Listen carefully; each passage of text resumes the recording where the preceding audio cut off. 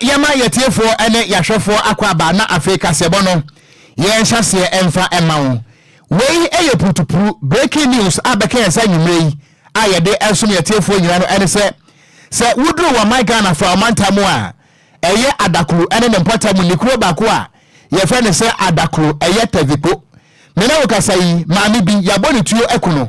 adekura poti anam so ayeboni tuo ku no menka enkwachiri kura menkwa homa so na ya ma de boni wisdom sedu ameda waba homa no so a yele no ede ho enkomo wisdom madwai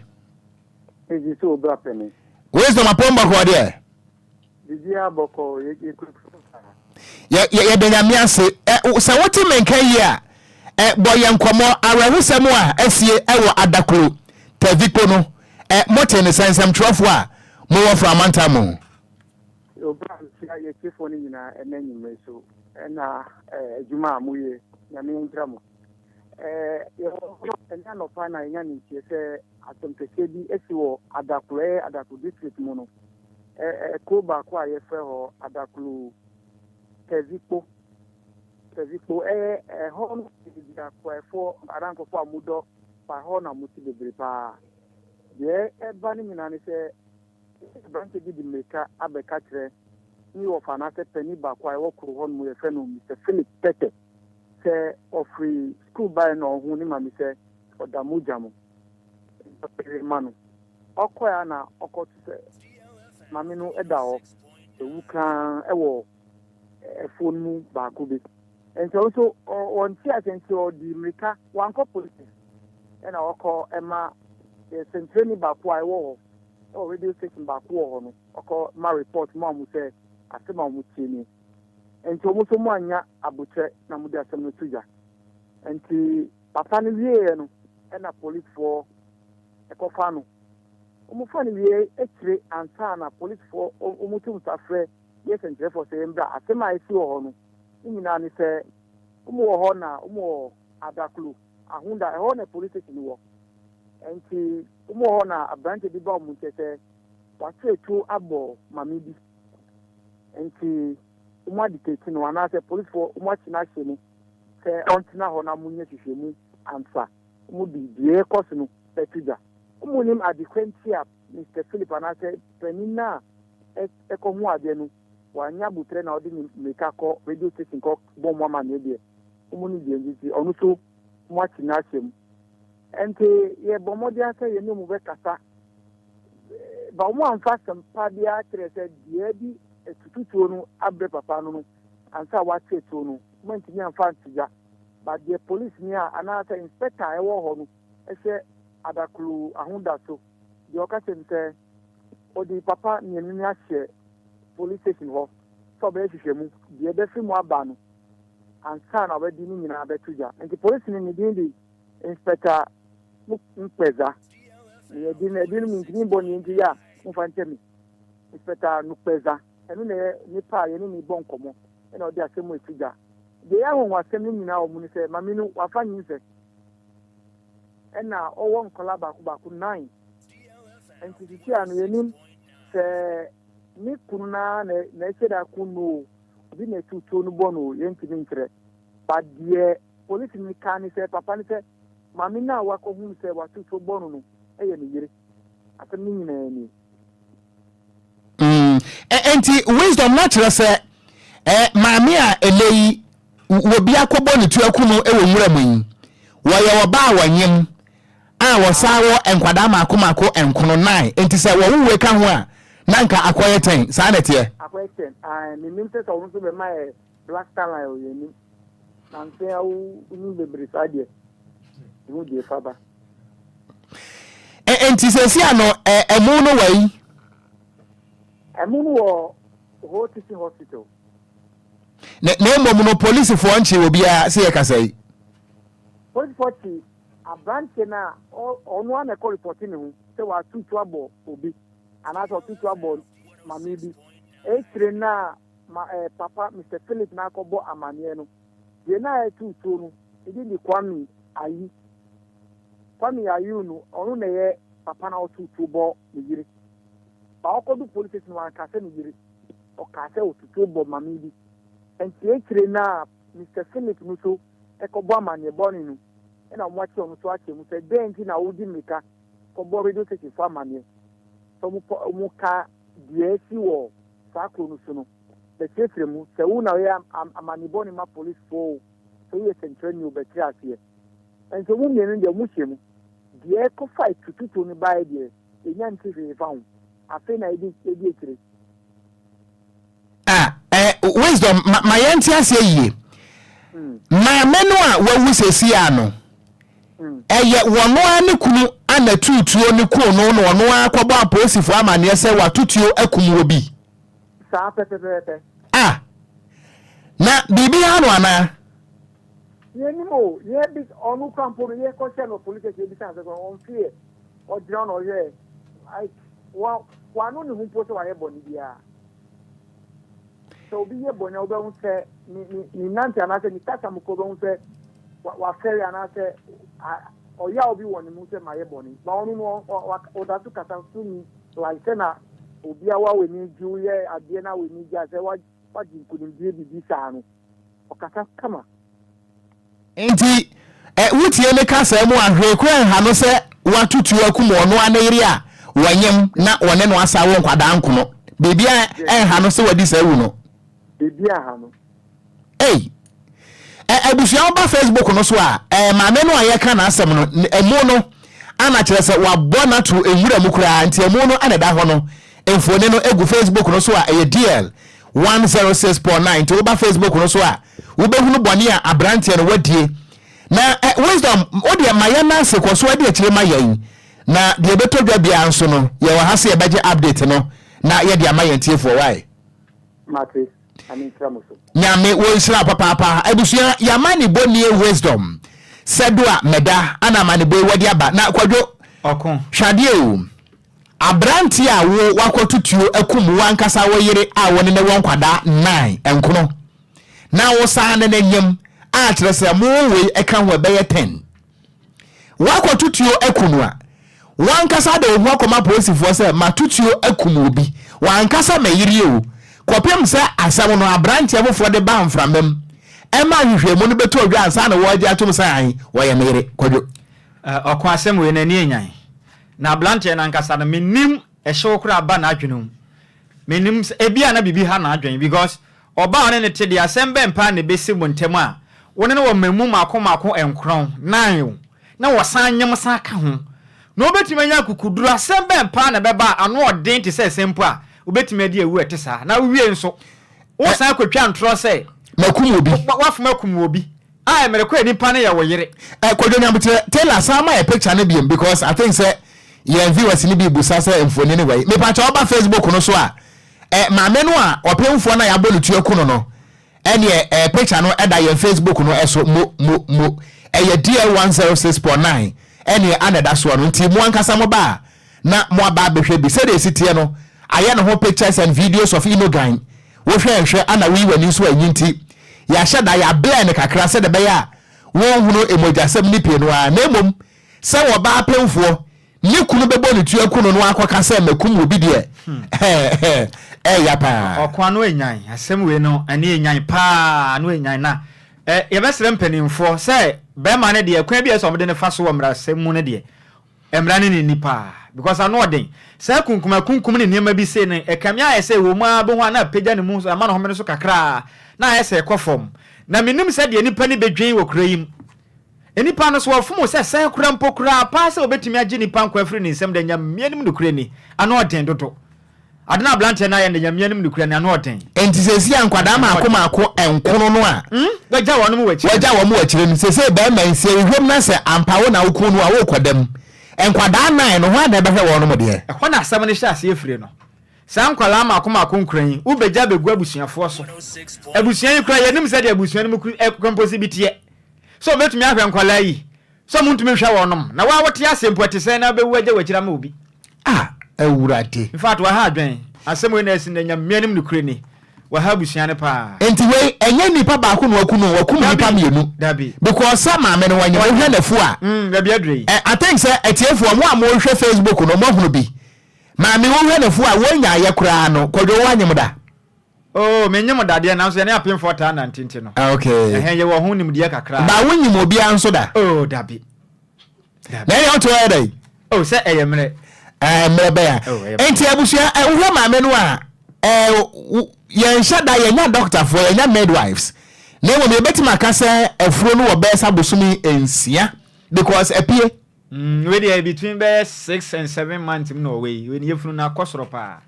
o hwa ye nche obetimi awo Pentecost na tim predict enyin se ye ne mana nante a chenti no ye hu onu afuru na yetumi hu se we enche bia obetimi awo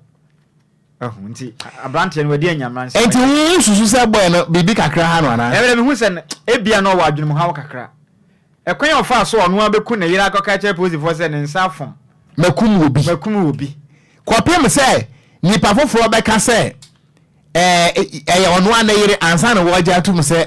wakum ti ehon na kire se o wadwene mu ha kakra wo se anya dwene mu ha wa bia na emuoti asakri bia na wotwibi wi no bia na wotwibi bia na woni mu hu bi ma me musa hwe na me no wa miensa na wonum wi go wi nkwa se mu jitum dada na I made it for jitum se wi wa na yin tum na wo de woni wo wasam ye busa no because a very long time ago story enti wo bekom na ayasem bia a che Kwadwo very long time ago story well long time and I said atene so me ye sure say secret bi wo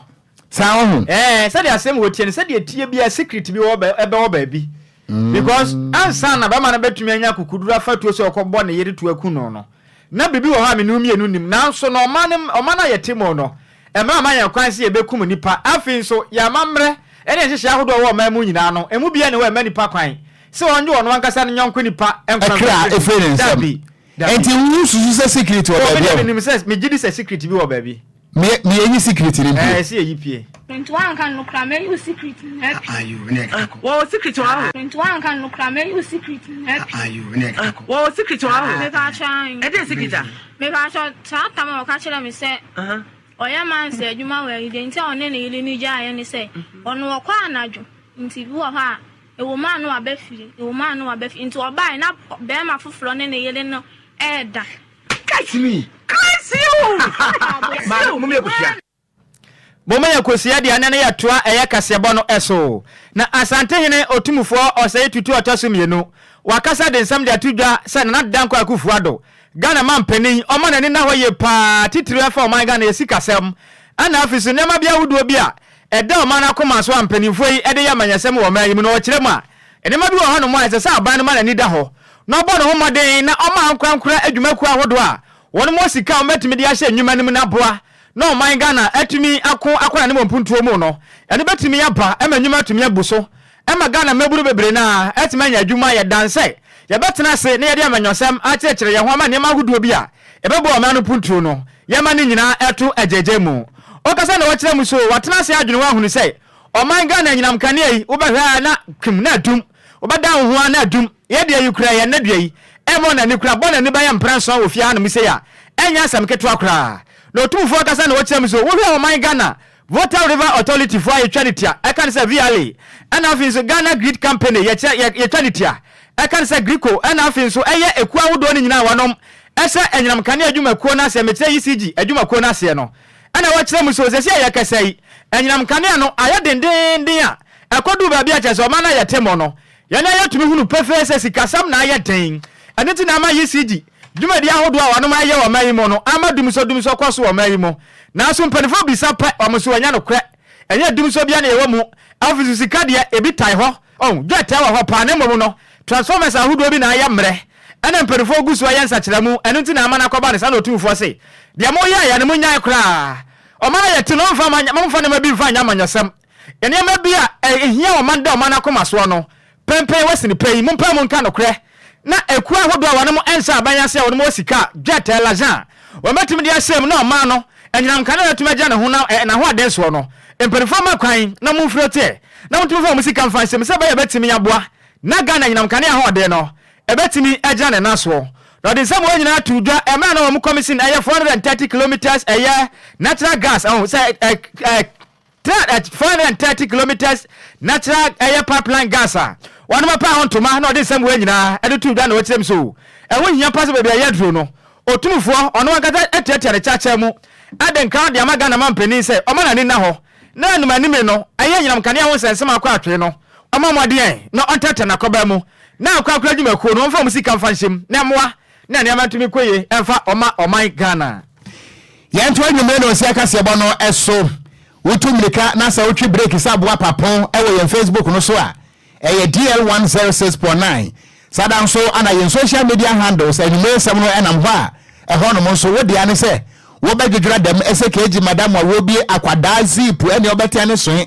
na kire se wo so watimi ahodi akire wadwe a ne nyina so ye bekenkan na ye de amawo yento akase bo no eso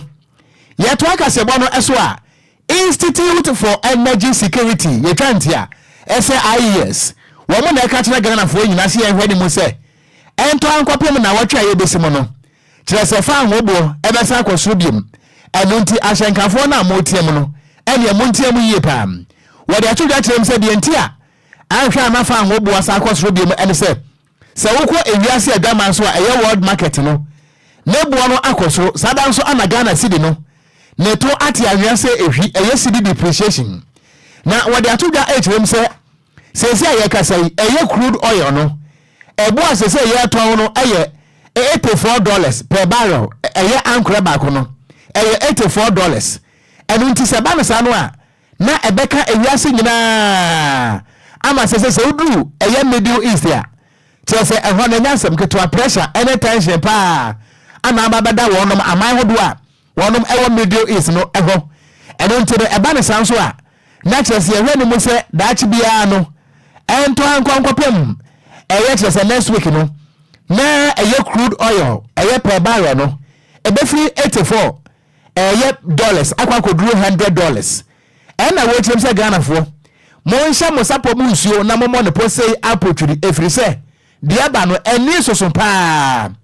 esini chema wuntumi chei emu nsemiye. Just showing the slide. In a deregulated market, MPA does not regulate the prices. We don't tell the marketers that set your price as so and so. It's influenced by these key factors: the world market price, the exchange rate, and then the margins that they set. Taxes are also part of the price. They know very well that taxes on petrol have not been increased, but petrol prices are going up because of the world market price. Now, what are we doing? You remember that the world we have a lot of geopolitical issues happening now. Once these things are happening, they will affect our price here in Ghana. MPA, for example, does not control the taxes. So I heard him talk about the taxes. The taxes, once they are passed by Parliament, the price border formula has to reflect them. So as MPA, our projection from what we are seeing now shows that the price on the world market are going up. Exchange rate is also not doing well. So if you look at the projections, it means prices are going to go up. Unfortunately for us in Ghana, if the exchange rate goes up, it even compounds the issues. And that's where we are at the moment. So from the look of things, and what MPA even does for consumers to know that price will go up, we don't hide this. We publish what we call the daily price indicators. That shows the world market prices. You expect prices are still rising because just over the weekend, we all know the attacks, the fight between Iran and Israel. Globally, it's an issue that everyone is battling.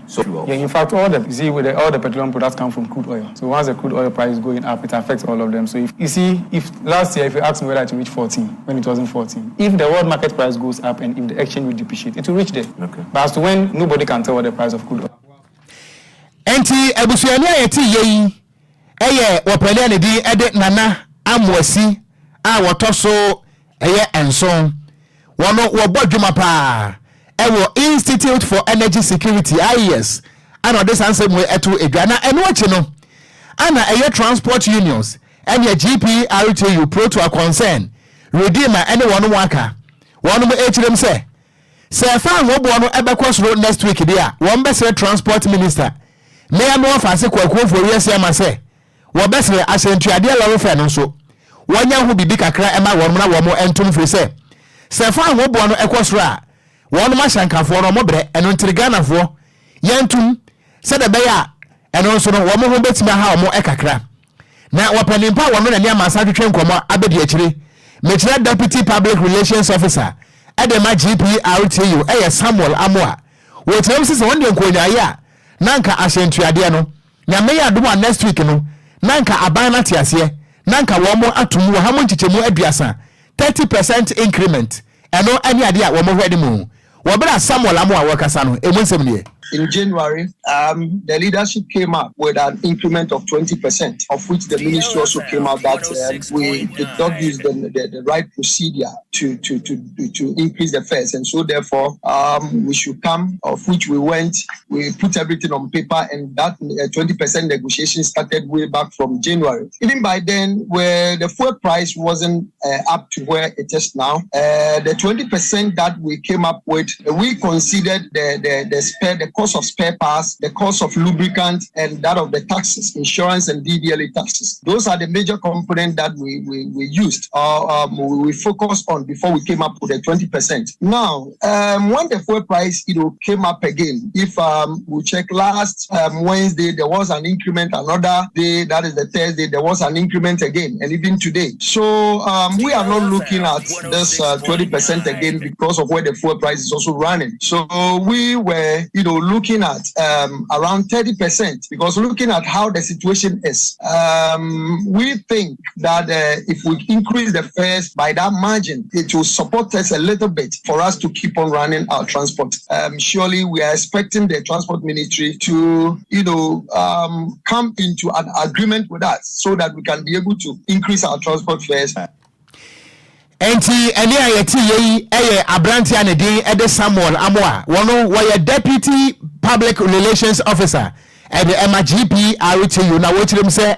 fa ngobo na ekosoro a Ghana fo yi na yi se transport minister jetu pe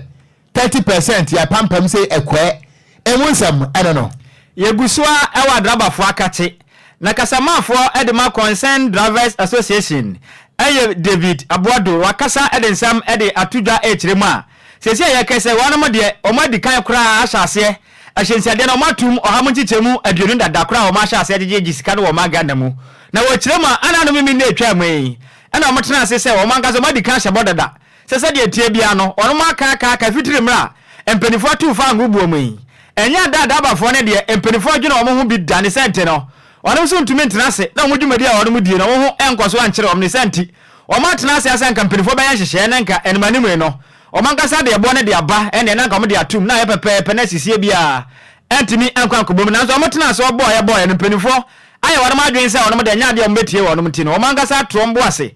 ede ahyantiade ebo no o matum o ha mo chichemu aduonu na me one samtwerefo kasa na o kyerem so wono mo tenase a ene edraba fo nkabom ko ahodo ene mpenifo sinkonwa kaye na so mo kaka na mpenifo ya mo adwen so mo de o ma adwen emema wonom na no ena mesa Abuado ekasa na wakyerem so sade ansam ne kono omuntumi ntenase anhwa ase omudwumade omudie no mo nkoso ankyere wonom ne senti ena nam hu bi emekoba se ebo ampenifo nyintumu no wonom ankasa se wonom ho so no mankasa ekofa ebo entisa ede baaye no akasa na wasa kyerem so dodo na adwene aya wonom se omana yetebo no sakoba sa aban ne bo na ho maden na otofa ngubuo mu a na wonom ahwe ne mu se nka aban no na emfa ahyansiade ebo no ofa muntumu mfamra na ose dabi enya aban ene se ode eyelolo fa ne ntumu de ba ne mo ba driver fo ne nkabo mu ko na nkasa na se omotena se no mu sepono ne mo sese ahodo ombaye betimi aboa na hwe fa ngobo na yatumu na emu ntichemu eye oha betimi aboa ye chemu a ebetimi aboa driver fo no mutumi ede ba monten de boa ene ntino wakasa akiremu a enche bia mo ne GPRT fo baka kosi asetena akosi kumya na mo se omo ne afeso Ministry of Transport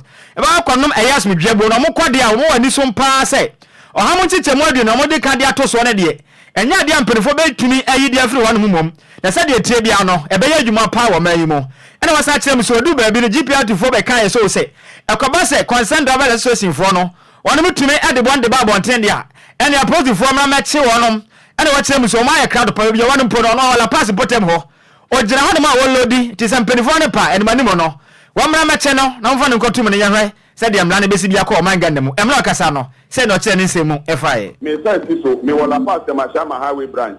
me dina adaka na ya jiji sika wo mu no me dina mu a me jiji sika dia police for mo temi nka o mo temi ni o mo hwe me e wa hwemfoni ni so no me wa hanu mo o mo mefa me because me ni pa me tutuo no etuo no de eseya de be ba ye nchi etuo no be ye chi ni pa wo tuo no yen ene da she out the information say o mo ji 20% no nti ye guso ya kan mu mo chi da ba bi o mo be che ye I'm not calling the blast of the minister but the right thing must be dida eni Ghana mra biemu eni amamra biemu except GPRTU constitution clause 2K ene ka say GPRTU eba beto lorry femu a on fa betre minister me wan ka say concern beto lorry femu a on fa betre wan ka say proto abechi to a on fa betre eni amamra biemu ena yemfom emra bia ye eni ti na metre bibia me wo no because court ene be determine say yakom mra bi emra bia to you a yakokom ntino enu ti mi so on kra later na o ka ho atem no kra no enye minister na troye o say mo tro letter mo refer to obi a mo be date mo be copy say we a letter etoso oha any do nsia ana we na etoso mienu ana me wa say later na aba no wa so say ni so eyegu ni na police for no mpo amfa anye juma no enye minister na tro letter no dadi o the letter every office of the president nipa obesan no asante be di etu enti minister no later no mo tie minister kachi minister no so PRO ana head of communication any power nene so wakasai public relations officer at the Man Concerned Drivers Association David Abwado and awate nenkano Kwadwo yebatu akase ebo so ho na ayana mpenefo kase mbi se ko twa mansan na no ho mfemfem ye nso na enso odasane nam he na okokan se judge ho bon a court da na chi na obetimi aka ho okay we would them hold more. The whole book I can say no him. The Abraham in an MMSM. MMSM no dear. What was here? Opa my mind so move no apology. Ube who I beg sir. David Abado no. Oh enuga. Say no can ensem say baby we gina no cry dey wash o. Say why your bema so why your bema. One for 2 minutes and some and 2 lorry films yan chinichina or your bema one. But who could pay wala pass in potem wa if you last week benina and cry rema as in Tiadia no matu or my passing your phone be jiska. Police and channel. What was here? Sanity. And I say police for some more take us a boy year. Minister say Obibia wa de manabesha and some out on one channel. Sanity. Ain't it some one chia branch ya walking and pass a watch. Na sa monche no na suppose for moje mo percentage ntina monche no ana meboa say no sa na ba ne sa na ma secret ni pie no ho ni ehia pa na ese mpanimfo ma emra eye adwuma o ma na yetimo no se ko ba sa nhihye bi o na mpanimfo de ye adwuma o ma na yetimo no okon enye nipa kuma bi dia eye o ma na ye nyina ye dia enye banana state enti se ko ba sa ye de bibi ye adwuma enti se ye niam bi na obi enije na obi so esu ete samra na yedi obia te se yete ase se koba se ya tu lolo fema e ka obia na e ban so anya ba bi fa akopɛ se la pass ana okopɛ eye transport ministry ba ko bi pɛ ana se yemfa ne se drivers association ne ba ko bi pɛ na eje e koba e ba ne sa o man Ghana nyina ba bia e betumu no e ka ba bia ende se ne manimu no se ya tumu amuntuma yemu se matum so amuntum nso o ma yehu ne prince enya de lolo fe ne yatum because matisa amanfo binum ye yire wono maju wo mutie anti ne bia e de to so a ha adwin wo kroma ase na no so nya de bebo man ba Kwadwo de yen kama asankafo na nti ase ese de akoso ne nyina ya no one day yen so ye be somebody oh na dey Emma and show me about 3. Woman you ask me catch you one day I'll be somebody. Emma and show me about 3. Woman you ask me catch you one day I'll be somebody. Enti one day mongo so mu yekom mu yemfa so dachi bia and one day we will be somebody.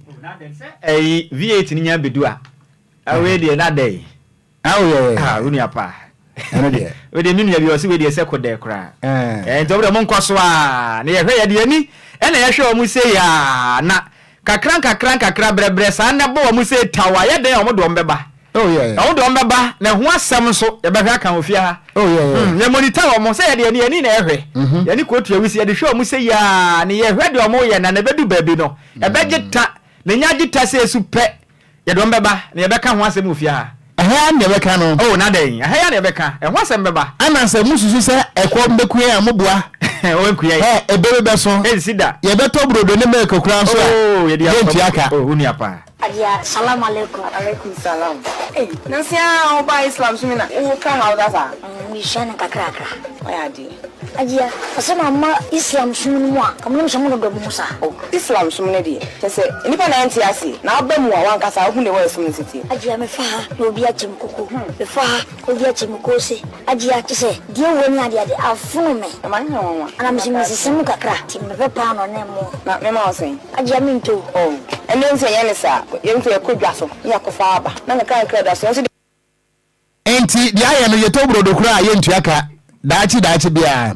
Na ma yentu aka se boro so na yenkwa yanimu a yekọ Ablekumanov mense no emu ewon kran. Na udru Malata market ya yekfere se Malamata na ebom wo parenta wa no aka na Malata. Se udru hono mu a animu a ma retu nyina no ede se brakente de ye madwa. The apparatus DA Eugene Dale was a problem. Not just a problem wabapa. Kwadwo Oko ayehu ajeta ayehu Malamata ajeta kra ewurade aye nsempi ja na menya sho se omonko ampo no omu hu de omu hu no obi abehuru bi o na den emnya bebre na e ka ho nsem krum ase na omu secret ni nya ba wi afi no omu maka ndo omu so de baba oh yeah dance die hu nyum na omu tu no oh yes dance die enti Kwadwo se agadi forma na wo mo Malamata no ana wo mo kire se dumso titiri ani coast of no wo ko fa pala ade betima pro wo ko fa wiriwa ade betima pro wo ko fa red face ade betima pro abebie nyina pro ama me no kasa yi na nkwansre ni nyina nso atimi apro na wo mo ne samtrofo de nkomo na wo mo kirem se se bio abaya de botachi se banso de ne to ba yetwa ne se ebew na mo ka kire mampani akufo ado se said ye 2016 wo mo gina dumso so eto abade ti aka ne mampani gondrama ni mahama ene ne ndis no saa na mo ka kire mampani akufo ado se dompa kroatwa amansa wi aka no asakraman wo botra we nya yimtu ene 2024 yi costo no emu na mo apro ni nyina no mo de ho atire mo den ebeto atia MPP said wo mo to ye editi amahama na ba Facebook no so Kwadwo enam na prampa Okon pro hwakoko ya taso wa o have fridge 6 wa o hwe se de enam egum ni se de aya in fact apro na o ma mi nso akasa nso nani abere pa enam na apro dodo na SS aje se e kapa na de bre o se emra ga no bie fridge ni so no mi hu na nkwansere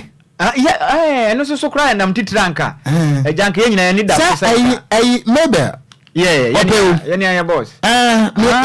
madam mebe ono open na nkwansere pa emom ono wafra no Chiwabo vampire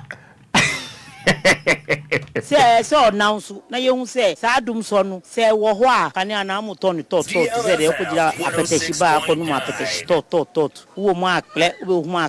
mu akle chocho si anso enam na enda form se first no. The last time, our chicken cutting is 320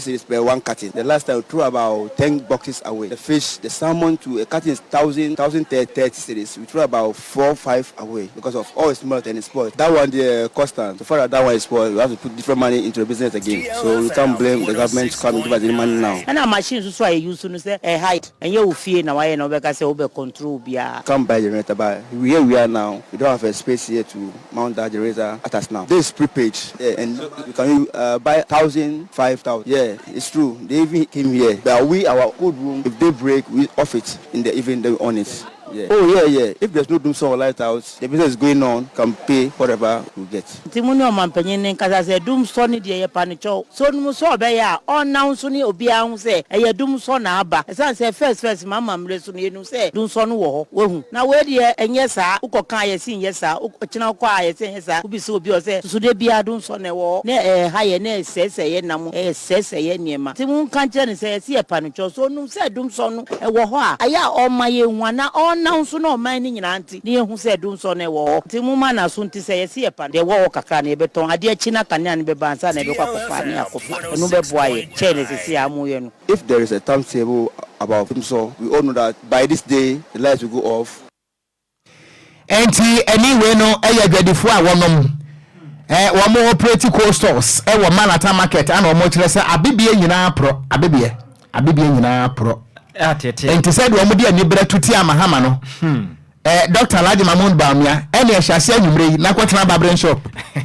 na ko boss akora ntem just ade wo mo ankasa de kokromoti ne be boss akora pa asemo 2024 me aminim ade a ekoso wo soro no mo a se hu se awia ka se bo no mo no je se PRC fo no be kan prince se de ade ne te no ECG fo no bo apa mu twa ntro okroma omo se ne kura bia anim dimso na ekoso no mo ka se transformers bi na asese nyino mboa mo se ne kura ba kokura anim Sammy from the one am say ECG fo ni twa ntro mo so mo boa nti eni nti na mo afa ne wo mo no so mo nkopia se sika no se o se transformer ba ku simi dan anim yeah enti amapa bia mbusa no say transformer are you tired or say no do you have more pressure ade ni so no na you are some of the big change na transformer na bre masa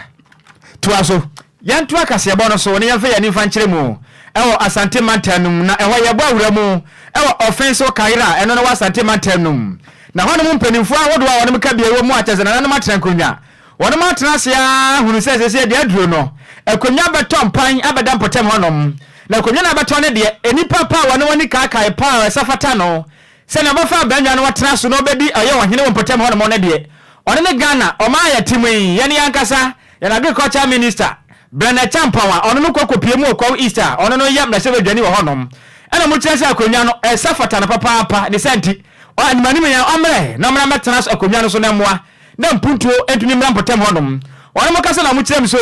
eye Brana Champa no se ya kasa ya de akonwa no abato mpan ewa ma na ohene ote akonwa so na nakakari wiafia babio ono wanya ne ba bi kɔ efitiri ma na na ehuru ye no enya de amperifo etumi apa wa yin hufuro bia etumi edinatena banwa no so ena mo kasa na mo frɛ eye press conference exam trefo mo nka nkyerɛ Brana Champa no nya na ho ntiase prince ono na chiri pa no ayade a efiri eye offenso offenso eye nso eye kokɔ asona busuam ɛho no mo na wofiri na sa busua na wofiri mo nso ayade sibusua no ofrade sibusua mo dia na ne akonwa no atompan emra di so obra na ogya manyasam to baabi na mna se beja akonwa na kase wodi so no mfa to baabi kura na hini asafata na betimi aboa no mo no ankasa no ne matimi akoye pa ne sei o matena akonwa no so no moa na ne ma entimi enkoye mfama wonom wonom kasa na o mo kyerem so ma hwe ma hunu sei Brana Champa no ye obi a na nanom no ɛhɔnom na wonom nti efi ɛwɔ ye offenso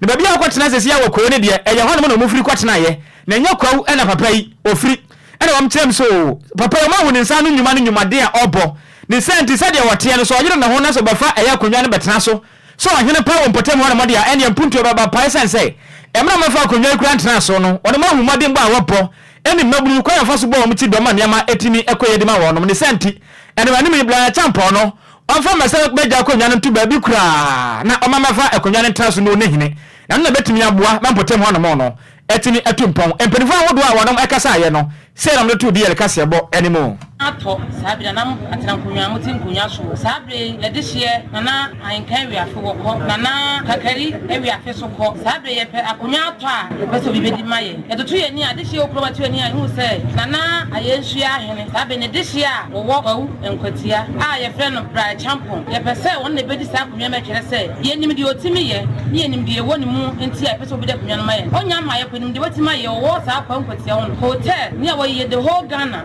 upe hotel kesiye pa ono West Africa na ono na ye hotel kesiya o ha no si ye kuro ha so ni se wo ba ha kaire kuro ma se wetima ya maye ahini na ato no na Brana Champa ba wo be ye obedi kuro isu a wetima ma kaire ye de akoso pa kaire kuro ma se me ma no se basa o ma ye kura da bi oba ye kura de obe ye kwa kire se obetimi aye tie se ne se o media kunya na me se wa wiafe o ma Brana Champa kwan no media kunya na mpuntu beba ama kure wo bianya ye wose wonya o ma buai eni pa wati o mon kasa o kasa na nanam atena kondwa eni mabuna wonom awa offensive career ena o mo kire se Brana Champa ba bia mena du ne de eni manimu no on fam na se kondwa no emra se bebia kondwa no fanto e na omra emedi hene enti ene se ya ne ko mu anie se ubedie se unie kuro ensem wo mo when yai MP no me de se ahindi no so ana omo kire ho do jai okon mo kekan ho ye mo da kura no a to Mr. Speaker o me bia wafo akodure mu hwe form Mr. Speaker how ma was zue ya semo e dia na zue be no Derek Ayete was o me adwo ya da ase ana me wafa say my mom Belinda was so my adwo we tie hwe life every adenta housing down ana o se ayare ho sempa say be ma betwituo na waku ono ankasa na yire ana kofi parliament ana o se o mu tie ne loud and clear pa e wo agona bobikuma piaga wo di fra chemo asafo ana o se DL news number 1 fantastic pa ana kwaku eyiram amanyosem enya sam kutwa just our kind of party headquarters na yena ye homra apakan atrase latest from the world of sports. DL news.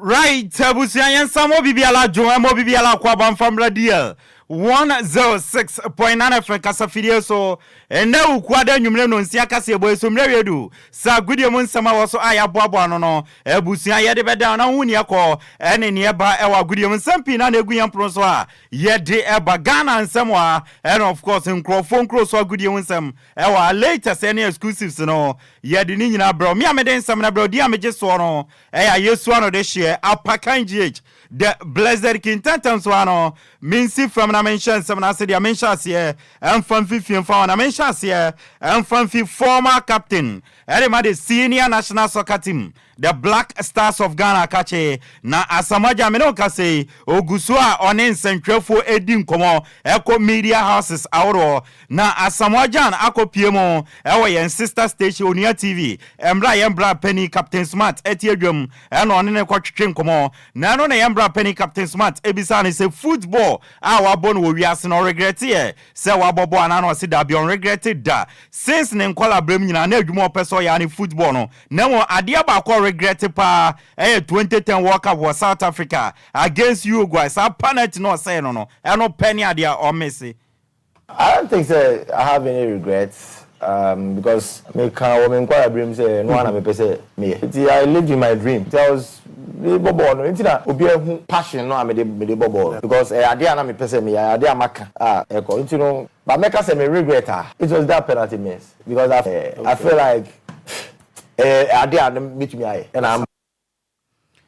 Asamoja no si on regretted da so bobo ne wade ba kra wa regret no penalty na in 2010 okose no against Omayefe Uruguay was South Africa na Asamoja mananso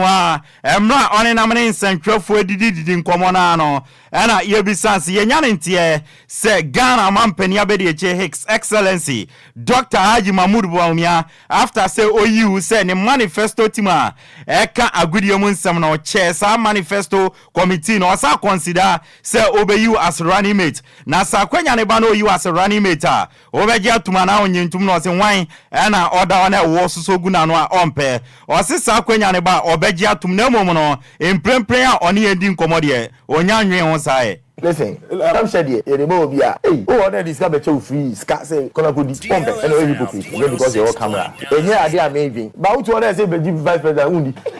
But David, all side there. Ne kwakra wono ena Asamoja na kasa area for new Black Stars of Ghana head coach Nhyiraba Otuado osim prempren ya omodi Otuado aba no yen support Otuado project no ne project no baba ye ne so person building new team edema Ghana yen nyina no yen mana kwanya ne yen fa ye chita kase enter na chi na won se nyawa nkoye dia ye obibia na ya ka kire Otuado. I think I will say you should support my only project, Say at the end of the day, when to me and perform more, then it beat me a career or say. But what ban a new team of person building? I think say you man a chance, no you should support. In say we tie with you. Uncle ya will say you man uncle. But what ban I will say it me a tie. Asamoja former captain the senior national soccer team the Black Stars of Ghana and Watering Kano Kasim Mingo Okansi head coach Edema Bobo kwa FA Nations FC na ope team ba kwa mo was so ni pa Ghana Premier League ma ye coach we me no kase o da second Ghana Premier League table no so Samates only 5 points per and atwe omo and ye bisanse coach to onya Ghana Premier League na obeji ana no si team bia Ghana Premier League no na ni so ade no so obeji league no enti sa kwanya ne ba omo so Nations FC on beji league no bia o go league no nya league no obeji opportunity no ba there enjoy opportunity to ba there enjoy Coach Kasimingo Jinamanko and then a Marima Obo Ghana Premier League no and then a yes uncle Yawe Edema and I say a Yama Bakumi and Sabi and a yes uncle Yawe Edema and watching and then also breaking it down a hard training at Dean and Omoye and watching so name Lantano Omoye dedicated Omoye discipline and watching so motivation from the management Swabwa and Omo Moribano Concansano. Hard training, dedication, discipline and motivation from the management. And on top, other who there, coaches now are working their hand to team. We are mature. I mean, I'm bringing that Johnson Smith now for putting you know that now. They are for wives together. And you just share the you want together. The team Kasim Mengo Okansi head coach Edema Bobo kwa Yefeni Nations FC ana watene kano Yemfi Nations dia yamfaya ninchiremo ewo Kumasi Club ya Sante Kotokobobo ko na kache Fabulous nanso nansen enyama enkoye emfamo endra ukopiem ewo Okogyeabour training complex baby akotoko training akotoko supporters no ebora o se na team ne mmorimo modane di no enso ni nti omo ma technical team no any players ne enkoye training edu baby na mpenfo ne omkasa so omunjai ma team ne di omunkoye training na momo coach Dr. Prosper Natog Morty say supporters na ba training grounds wono na otilom oyifrima wa ma ho eno na Michael Ekufu our former player Edema Kumasi Asante Kotoko say sanyama na ekoso Kotoko akache performance enkoye supporters ebora training grounds no animani ya team ne mpenfo empe psychologist bi ne ramu team na akache nan psyche players na enyesa situation akotoko wo mu ebe worse. So if the game is changing, we have to change our mode of doing things, especially with this big club like Kotoko. We need a serious psychologist who will be behind the team whenever the team is playing, wherever we are going. The psychologist to be with the players, because now the players they need to be psyched up. If not, it will be worse than what we are seeing now. Michael Ekufu, former player Edema Kumasi Asante Kotoko ana watene kana ewusian samne de dos na mo mrene ntino yamfa fisem na nsinyame yarmo ochina ne aka achibia no yede eba beto aso de ama na mo won cross no UEFA Champions League quarter finals no and 2 games eba so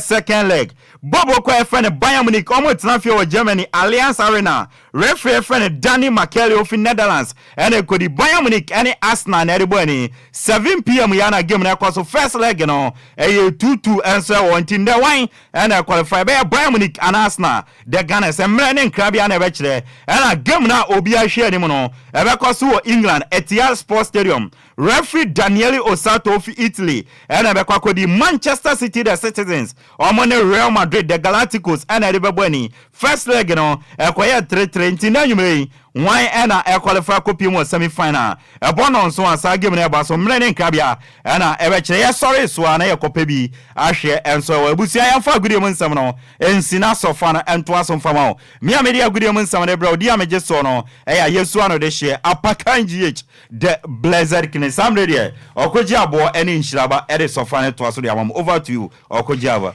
Mera se ebusia mame emra won chen na yemfa sofa na yensofa no ento amoso emfa emamo na dwumwe asem a yede to Ghana fo nyina anim yedi ho nkomo no ene se say Institute of Energy Security IES ebo amane se ento ankopem next week no fan obo ebesa akosoro na enso Ghana ha yenim se aban se world gold akwakwaje oil edi aba ususu se enyansunsu anso papa ewo Ghana yeso anasa kwesiko enso wegina kwantia yeni hu nkomoi 0534 050199 0534 050199 0593 40 65 another 65. Yensha fango and 2 more next week ebay against gold for oil. Good evening. Went to bed, so my way. Major, so what to say? Yamia don't say. Yamiadum, Ernest Adenta. My main tea honest. Almost have a 2 for him. Hello? Me patch meet you. Almost have a 2 for him. Hello? Naturally, say went here na. I meet you, and I'm almost. Eh, so what you are also busami openi. Na butro. I some other Bentina. And oh, time I know you na sana waka de obeka. Ah, na ka makade meka. DLFM 106.9. Maybe me catch them 2 hours 2 minutes there. One course one on to no teswa. A campaign, omunya message bia. Omusa former president Kufuor. Omu tum 10 minutes. What is no say for say. And not doing the one to know. One class or better so want to so and there were 2 dia obey me a campaign message. What is dia? And near more mama more millennium. Adaba from one. That's about me so me da se my joy. Wa fadie. Me o fasile. Nyansa. Finance kasa me ni nkomo. Ofa. Yey. Me say eya na mohodo into fe na Ghana asemo die. Omo ko ase omo betu ni die. E omo mo e ka shi omo die. Na gold no go go je e dey kokko de Jones. Can come ko je ko mo na mo che. Omo chief Kennedy. Nti wa family nyame ye adwuma. Yes, so yada say oni nyame entran 0534 0501 99 0593 40 65 another 65. Me patcho gold for oil. Any fan won to more ebe wo compare ni mienu a yemusa gold for oil no enye so papa e wo Ghana so anase adani duabo e da yeso a esese ekose bi anto akwada ne madwe Oya bo yaja me ofa se we be ma na so yo ba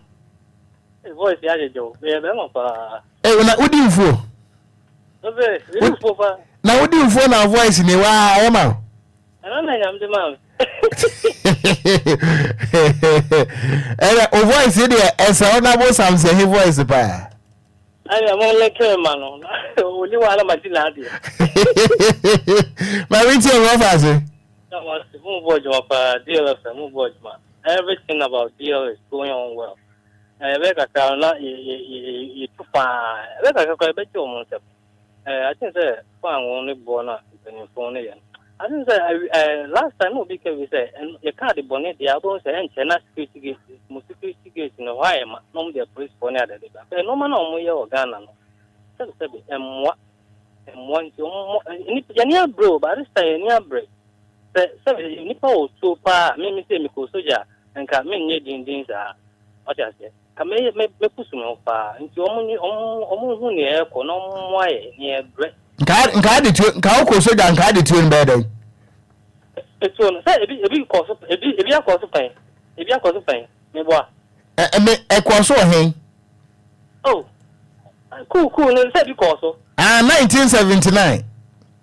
nti omo ya bo omo kan yen no anti sanka wunya soja ne bi di anka wo betwa photocopy 1979 reference omo reference Okogyeabour ntimi sewa ye kan nyina omo tie ye break inya konso so e betu na so ntimi free man mu nko nti omo mo ye no mo di bia nyaku na se da bia omo discount no other thing koso kra na enye yie no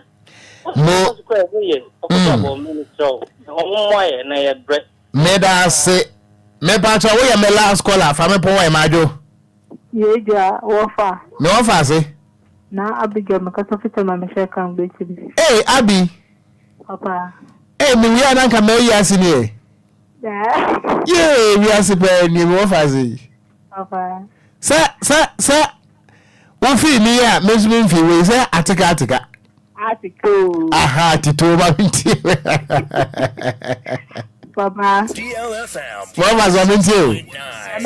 I'm coming to me, you said your bank, I mean. I wanted to run my copy of me in the Petro, my able to win into Copa will be a Facunaso. It's Tommy Omhina because the Amoyan Abbey. I'm not for which room. You can move your musicano and so Sukakan being a Mabafocano on the corner made to say Yasso. Let's do a hot car, some back with Papa would see the shit then. And the drivers into the almost see Petronus Nyan, your own toy, I need be. Chira say they will see kind of answer no my so perplexed such as my own to me cry. Chira say my so emotional nya compare na dey me come ni did that.